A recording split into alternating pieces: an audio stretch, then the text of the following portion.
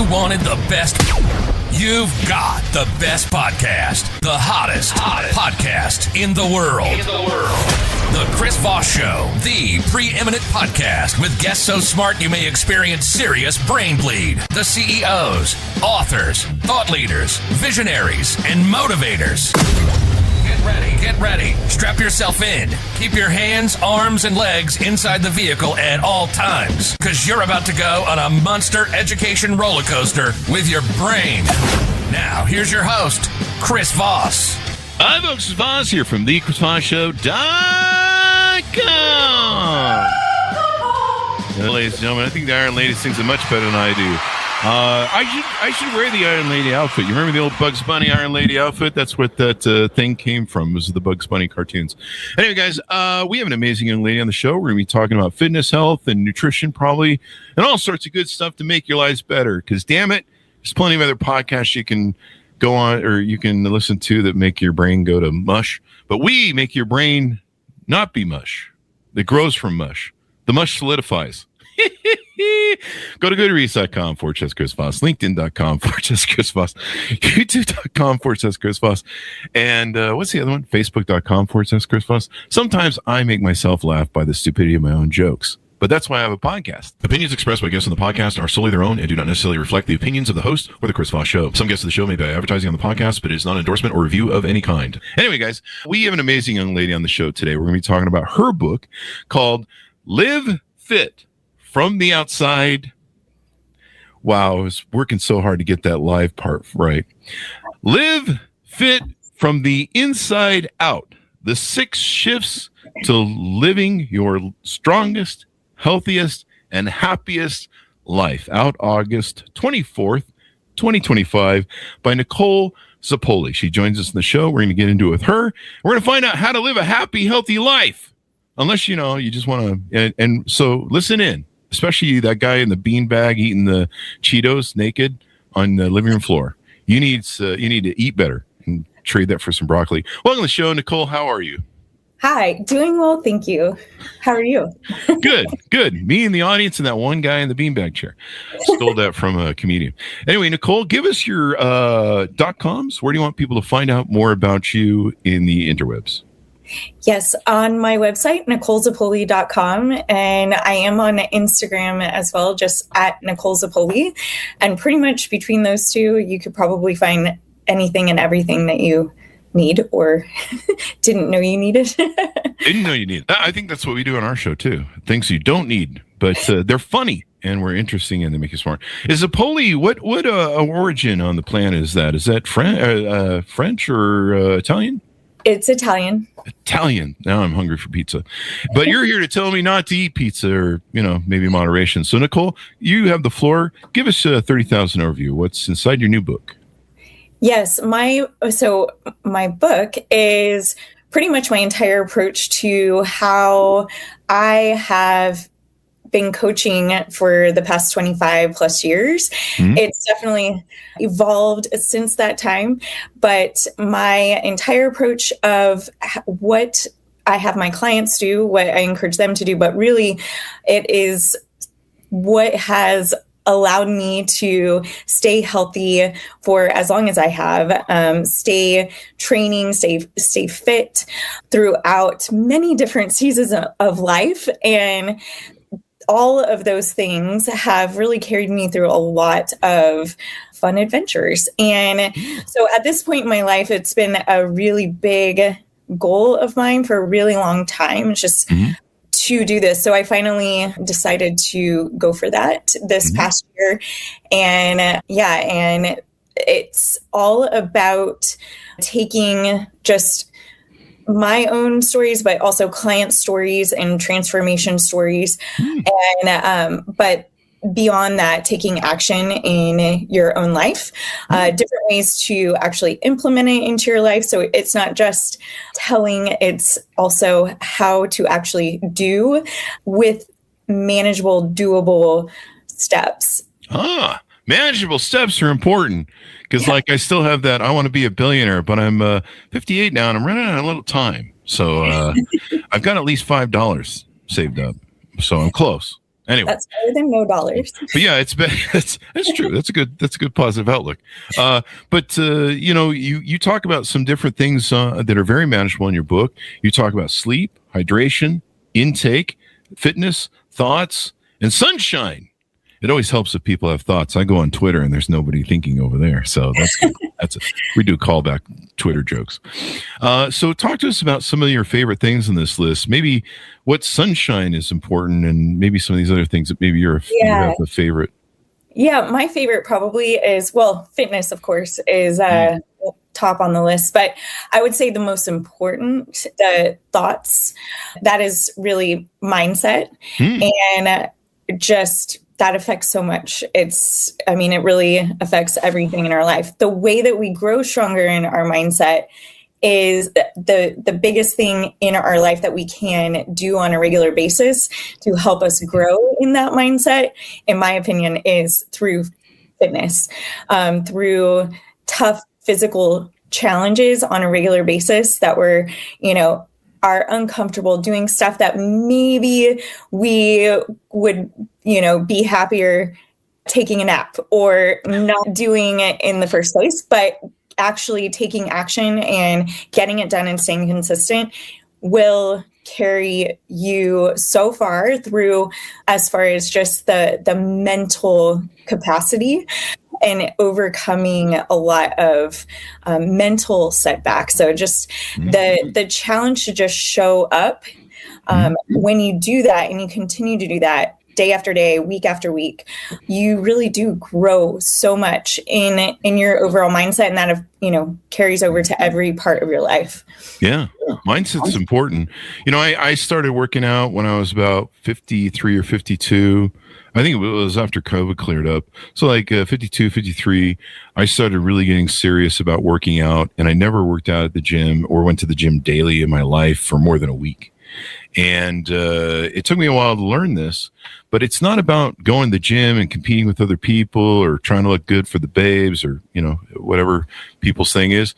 It's not about, going there and showing off or whatever the hell may be. I mean, maybe if you're built right, you show off. I've never gotten there yet, but it's really about discipline.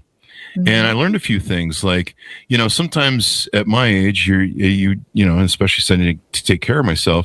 You wake up, you feel mucky, maybe feel a little worn down. You feel a little beat up, maybe from the gym from a couple of days ago. And I'd be like, I don't want to go to the gym today. And then I'd be like, okay, it's about discipline, bud. This is a war with you. It's not a battle with all those other girls and guys at the gym that I don't know, I'm supposed to look like them or do more reps than them or lift more than them. It's a battle of wills inside. So that inside that you're talking about. And so I learned this trick that, okay, so you don't feel like going to the gym. So here's what we're going to do. We're going to go to the gym, sit in the massage recovery chairs. And I love those massage chairs. They got the zero gravity ones. And I go there. And sometimes my gut would be mucking with me or something. I just feel mucky, I don't want to do this. I go sit in the gym, massage chairs, get my massage, hear the music. And it kind of got to this point where I'd have one of those, I forget what they call it, mnemonics or some sort of thing where as soon as I walked in the gym, my brain would pop, okay, gym time. And so sometimes I just sit there for maybe 40 minutes on the chairs. And then suddenly I feel a little bit better. And then I start going, hey, I'm at the gym. And then I started teaching myself, okay, let's just go lift a couple weights. You want to go home? I know. Let's go lift a couple weights. We'll do one set. Let's just do one set. And then it would just slowly come on. And so, that mindset of discipline, I think is a real important thing because I think a lot of people get blocked by the gym, by peer pressure and all that stuff. I don't know what your thoughts are on that. Yeah, I love that. So one of the things I talk about is just first building the actual routine, that habit of showing up for yourself in that way. And that is probably the hardest part right there. If it's not part of your life and it has never been a consistent thing, just creating the habit of showing up and doing something, whether that's, going outside and taking a 10-minute walk or going and doing a set of some free weights, of some movement, or just showing up and sitting in the massage chair for, and gradually building on that over time and just continuing to, do a little bit more each time. Yeah. So powerful and very effective for sure. If you're looking at it as long-term, this is about long-term longevity and creating and, just challenge for yourself of showing up. Once that's dialed in and it's a consistent thing and you're like, this is what I do. I go to the gym at this time on these days, and whatever you have to be able to give that day, and then continue to just keep the thought going of, okay, I'm going to make it maybe a little bit more challenging, each time you show up, or especially in the beginning. And then as you get going and you really have that established, then maybe hiring a coach, maybe, getting someone to actually do some custom design program for you specifically. So you have some sort of structure and a plan for working, but that can all come in time. It's really first just like dialing that in as part of your life, making it part of your lifestyle. What I did was I hired a BDSM coach. And so what she does is when I sit down on the machine, she handcuffs me to the machine, feet and legs. And then if I don't do the reps, the whip comes out. No, I don't do that, folks. Sounds like it might work for some people. That's for sure.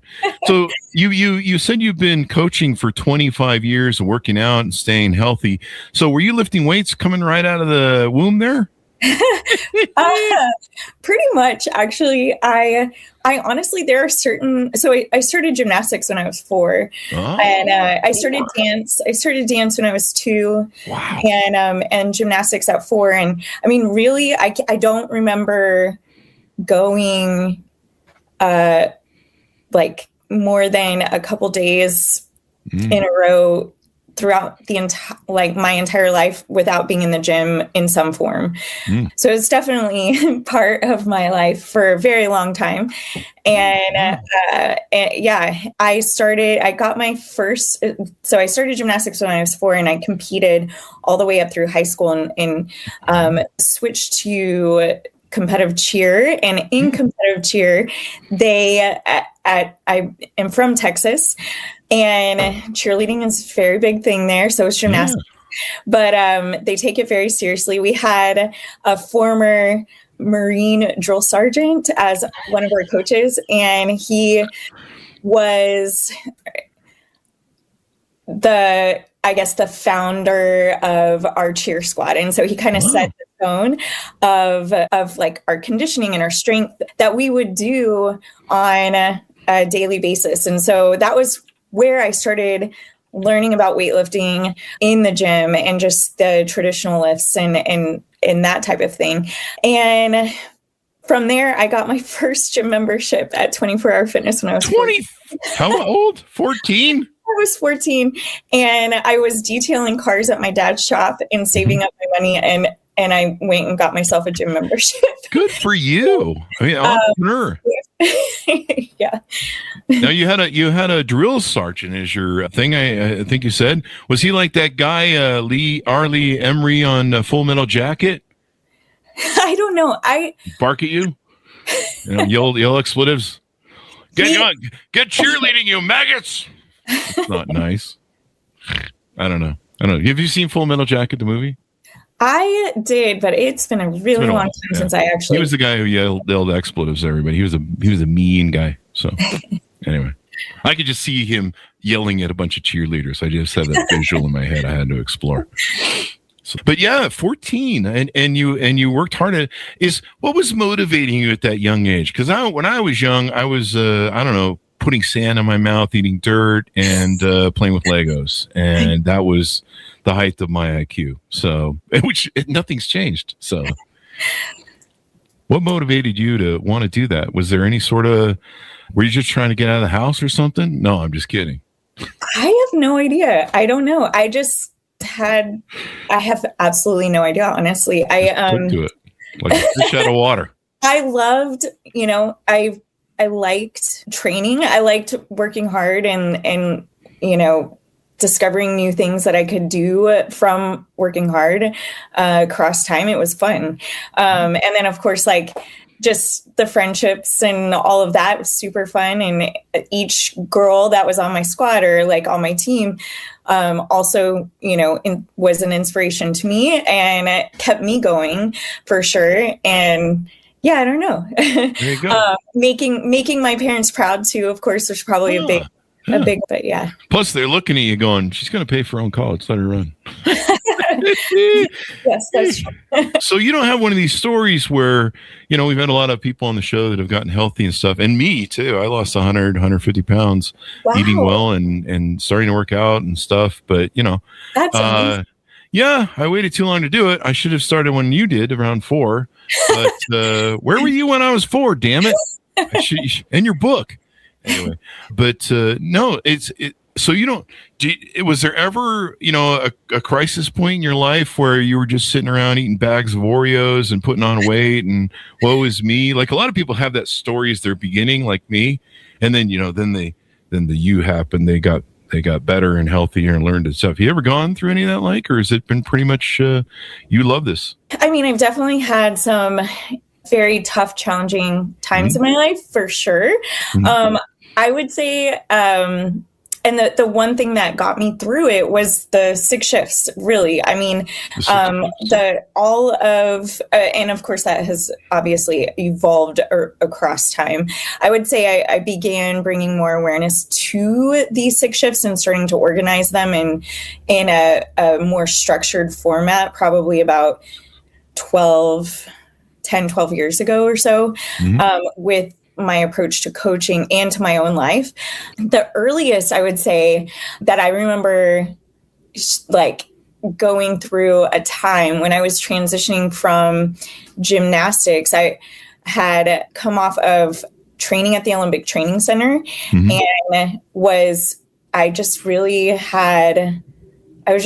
I don't know, at this point, my parents were going through some stuff and I just didn't want to do it anymore. And it was really sad because it was like such a big part of my life for so long. And it was something that I really, truly loved doing.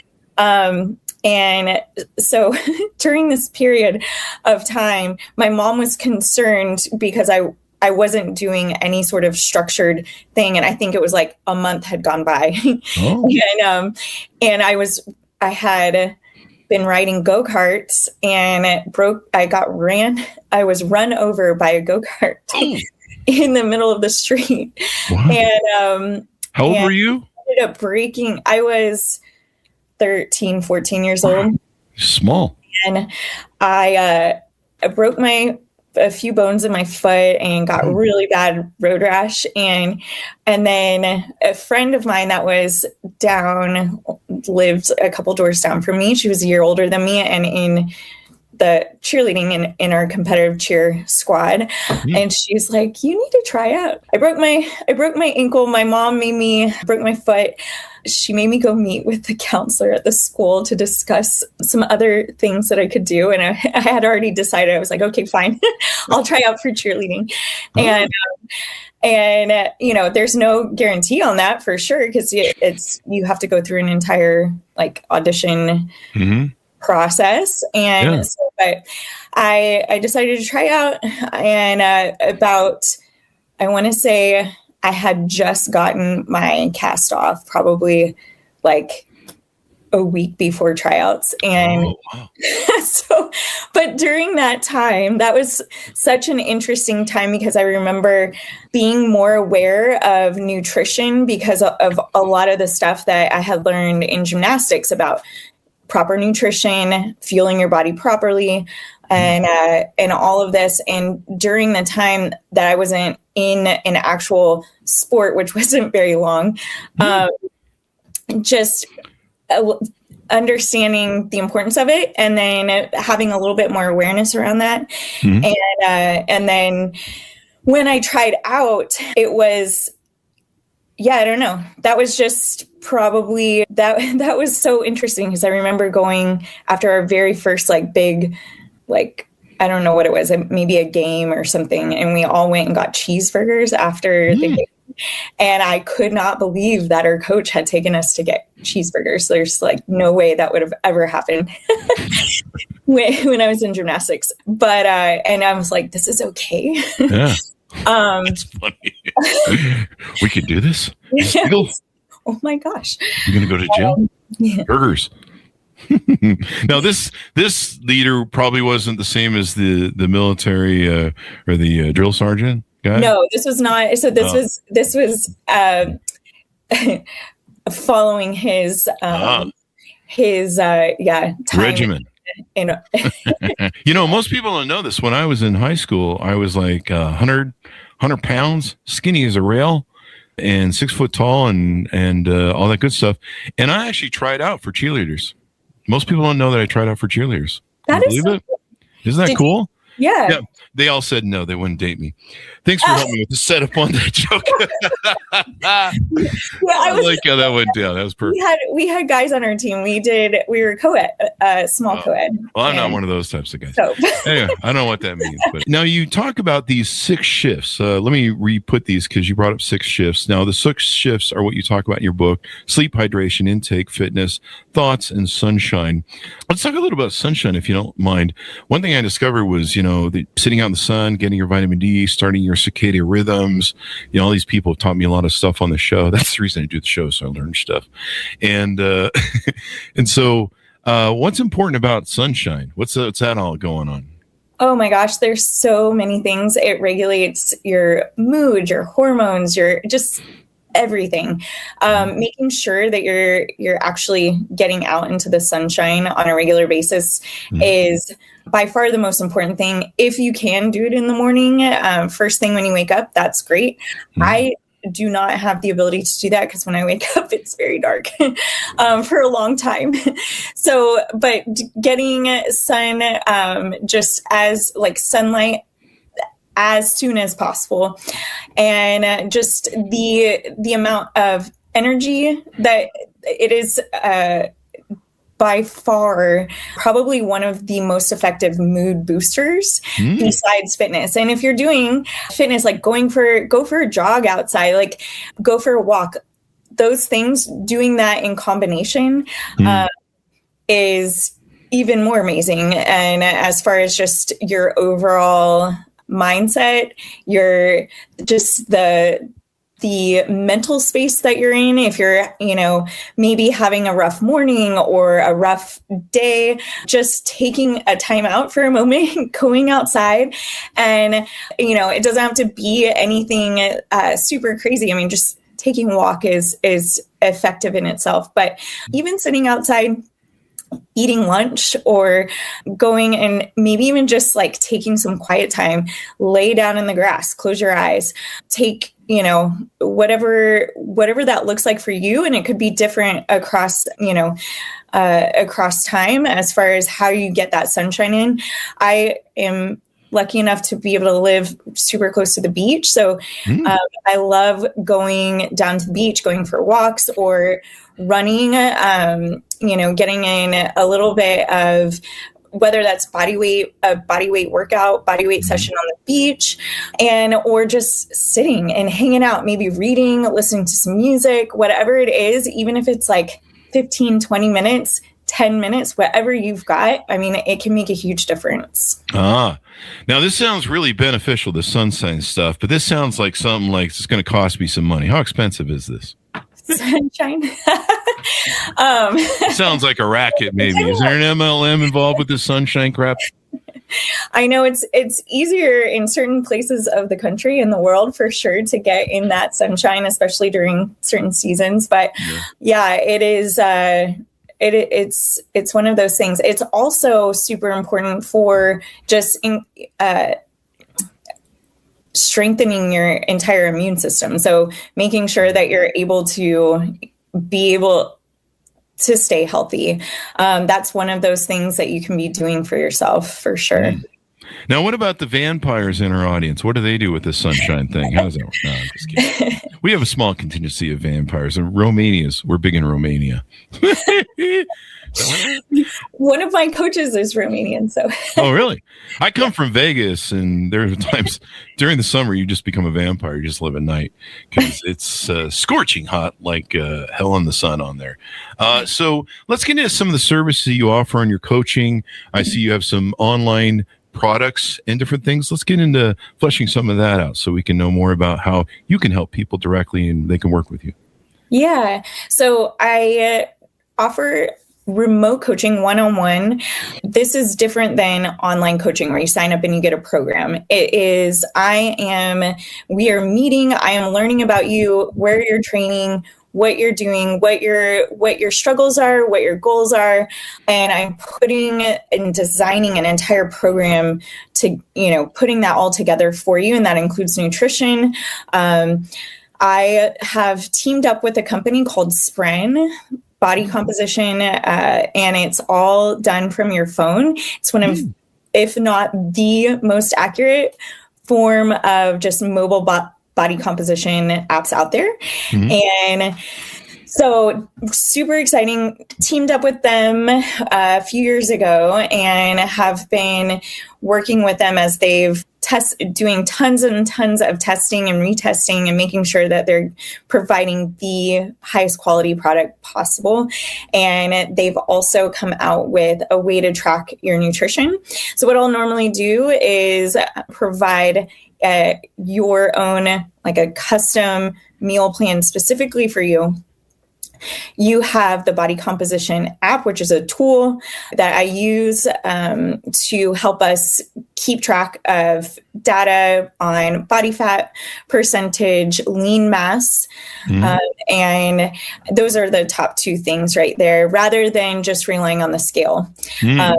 Which is helpful information, but it's not the big picture. So it does not, provide us with the most important information, which is what that body composition app does. And then with tracking your nutrition, that is something that is available as well. Super helpful for sure, especially in the beginning when we're getting going. But that is one of the offerings that I have. And then I also have teamed up with a company called Territory Foods and Meal Logic to provide a custom curated menu that I actually eat myself. And I typically will meal prep at the beginning of the week, but if you've ever meal prepped for an extended period of time, sometimes it can get where you might feel a little burned out by what you're eating and you just need to switch it up. So this is helpful because I look at it as a form of supplementing my meal prep. So I'll get, maybe 4 to 6 to 8 meals or so a week that I can swap out maybe for a lunch or a dinner. And it all fits within the main dietary guidelines that I, like to adhere to in my own life. But what I would also, encourage my own clients to kind of steer towards. And so it's all gluten-free, high protein, moderate fat, and moderate carbs. And so, yeah. Now, how many of these meals are pizzas and In-N-Out burgers? There are some burgers, but they're hang on, I'm trying to write this down. Healthy. But yeah, it's a curated menu with delivery service, and that is nationwide. And yeah. And then of course my book also provides an entire private resource page that gives you access to all sorts of other tools that you can use to take your fitness and nutrition to that next level. Can I just make the meal prep tacos all week? Is that legal? Asking for a friend. I mean, it depends, but yeah, you can. There's different ways that you can make. She says yes. Very healthy, yeah. And of course, everybody has different goals, and there's no no one right way necessarily to eat. Everybody's different. Everybody's got different goals, different dietary needs, or, and you've got to enjoy somewhat of what you're eating. Now, of course, if you're training for a bodybuilding show, you're probably going to need to understand that you're not going to enjoy eating, and you need to look at it as like you're fueling your body, and that is the approach there. But for lifestyle living, just for longevity, long-term sustainability, you should be able to enjoy what you're eating. But there are ways that we can approach that in a smart way. Yeah. I started doing that early on when I started losing weight. I found that if you add sugar to broccoli, it's really good. So gross. I just thought of that too. That's how my mind works. Yeah, dry heavy there. Maybe you would add some cheese to that. Cheese is kind of its own thing. One of the cool things I learned, I got this from the book Presto by Penn Jillette from Las Vegas, was instead of cheese, you eat yeast. What is it called? Something yeast?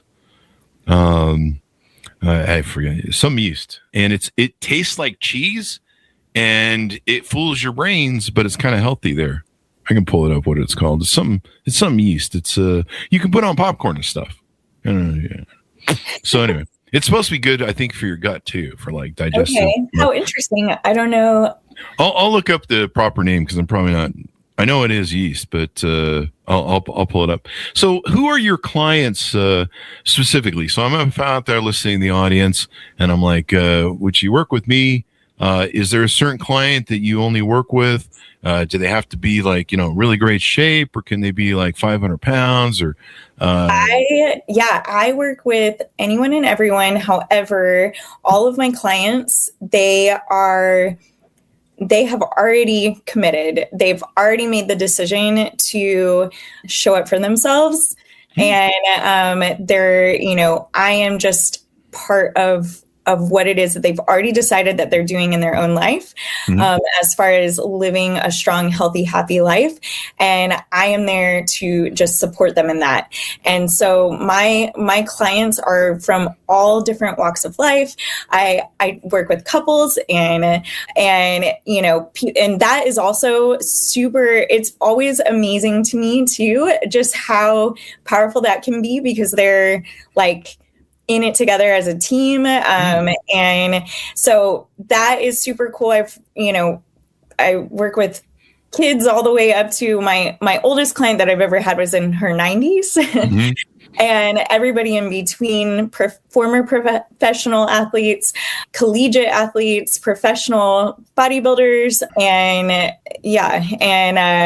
CrossFit athletes, professional CrossFit athletes. And moms, people that are highly driven are probably, that seems to be a theme across the board with all my clients. They're all very like high achievers, and they're very motivated, self-motivated, and they're looking for accountability, structure, a plan, and they want to make this part of their life. And so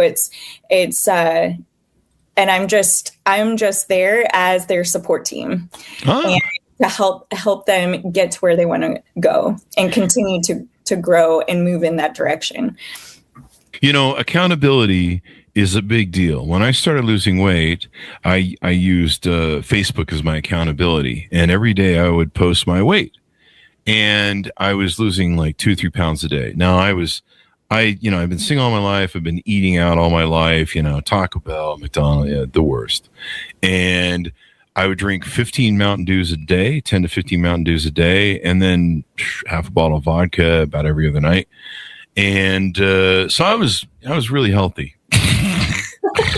And, one day I finally just got sick of being sick and tired, and I just felt like I was dying, and I'm like, I don't want to die, and I don't want to feel this way anymore. I'm just tired of being sick and tired. And it's kind of like how I feel in 2026 about everything. Anyway, so getting old, but So I used Facebook as an accountability thing, and I have a huge audience across my social media and always have since the dawn of social media. And so I knew that every day, every morning, I would have to post my weight. And so it would really help me stay accountable because they were my accountability group.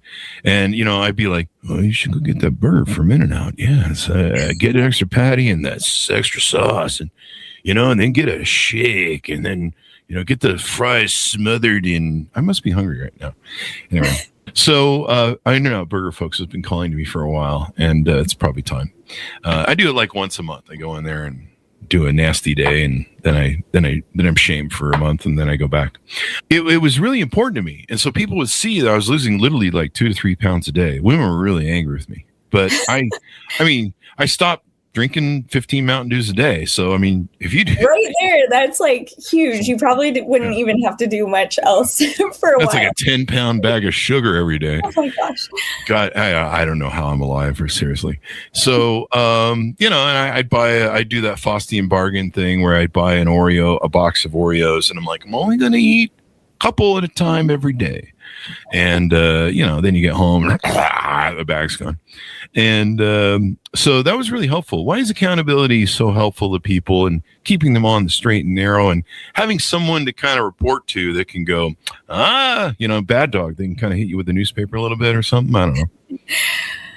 It's all about setting up your life in a way that supports your goals and how you want to be living. And it doesn't mean that your trainer or your coach, I guess depending on who they are, just knowing that your trainer is going to be, I do in-home private coaching as well. And so, knowing that I'm going to be showing up at your Oh, wow. Showing up at the home. Yeah. So, hide the Oreos. Hide the In-N-Out burgers and the, what are those donuts that are really, everyone loves, the really sugary donuts? I forget the popular place. They're like crack donuts. I don't know.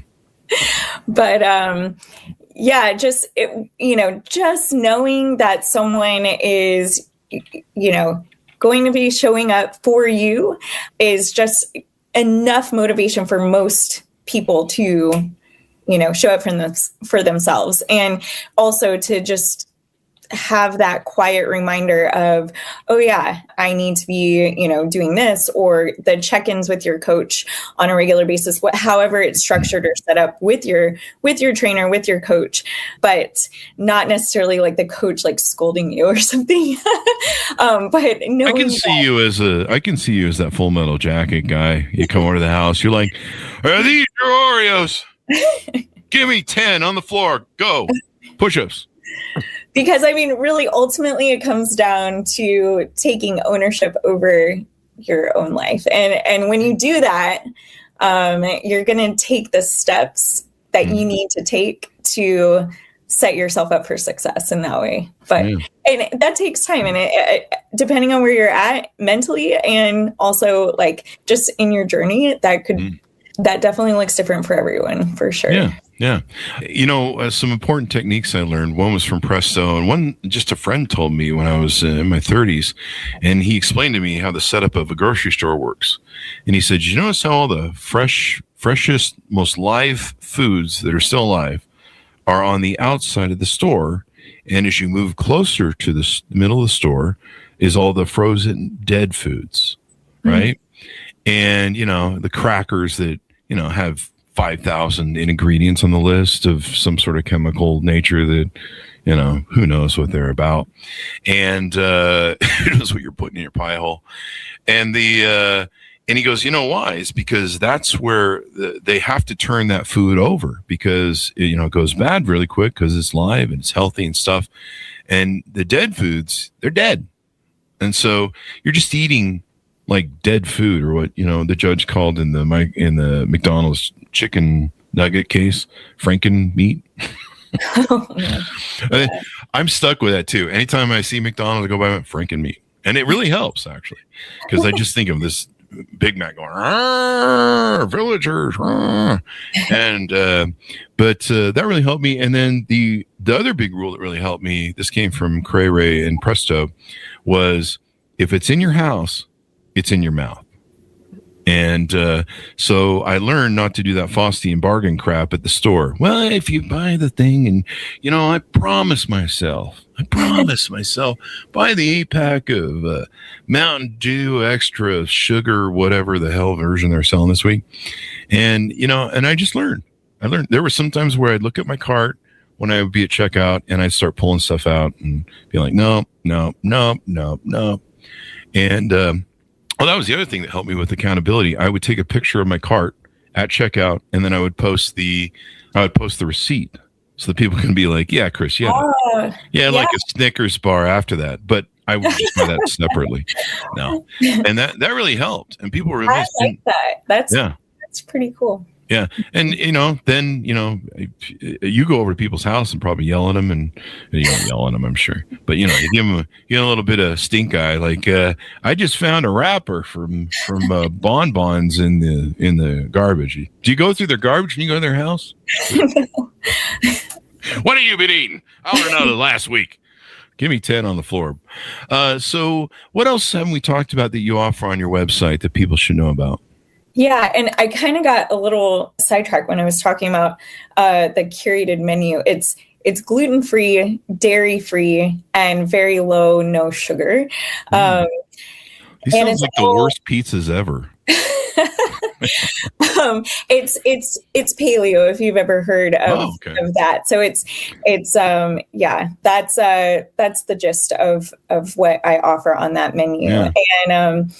And then my book is available on Kindle and Audible as well, and in paperback and hardcover. That's all on Amazon. It's on my website as well. Yeah. And that's the good portion of products and services that I offer online. So how can people onboard with you, reach out to you, find out more? Do you offer any sort of pre-calls or discovery calls, or how do people reach out to you and say, hey, will you work with me? I mean, they have to obviously have to qualify for you to work with them. I have an application they can fill out online. They go to my website, coaching, and under that, remote coaching takes you to an application. I then reach out to you and we set up a time to meet over the phone and discuss goals and kind of just what you're looking for in general. And if you have questions, we can discuss all sorts of whatever it is that you are wanting to focus on. Maybe you have some things that you want to train for, or you're just wanting to live your strongest, healthiest, happiest life for the rest of your life. And so that's all of the things that we discuss. And then I put together from there an entire structured coaching program to support you and your goals. And people can contact you through our website. They can contact you through your website and find out more. Give us your .coms as we go out. NicoleZapoli.com. And my Instagram is at Nicole Zapoli. And you've done competitive, I see here, a competition cheerleading, I think maybe this is? Yes, I did competitive gymnastics, artistic and rhythmic, and I did competitive cheer, professional cheer and dance, and professional bodybuilding. Professional bodybuilding. There you go. CrossFit and weightlifting as well. Yeah. But I used to do that with Mountain Dew and vodka. I would do the weightlifting and stuff. But we need to get you a better origin story, because an origin story always has to start out with crisis and then you fix the thing. So my suggestion, I'm just being funny here. My suggestion is what you should have is a crisis story. So you start at like 2 or 4. So like we need some, like you're in the womb, you're feeling repressed because you can't get to the gym. You're kicking at your mom's belly, and you're like, "Hey, I need to get out of here and get to the gym and start working out because this is my gym. This is my thing." And she's like, "You got to wait 9 months, damn it!" And you're like, "I'm so repressed." And then you emerge and you're free, and you can go pursue your dreams. See, you got to have the you thing sort of. Start. I like that. Okay.